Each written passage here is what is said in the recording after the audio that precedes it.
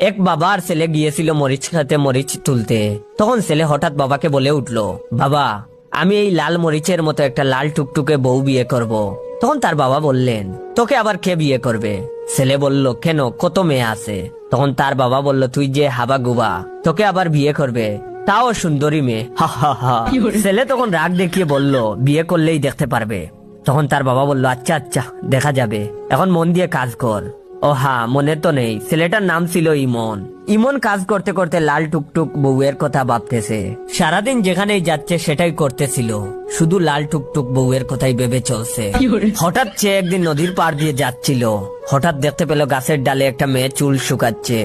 মেয়েটা ছিল অসম্ভব সুন্দরী। ছেলেটা দেখেই ভাবতেছিল, এটাই আমার লাল টুকটুক বউ। যখনই সে খুশি মনে তার কাছে যাবে কথা বলতে, এমন সময় মেয়েটা আস্তে আস্তে চলে গেল, আর কথা বলাই হলো না। ইমন একটু মন খারাপ করে, তবুও খুশি।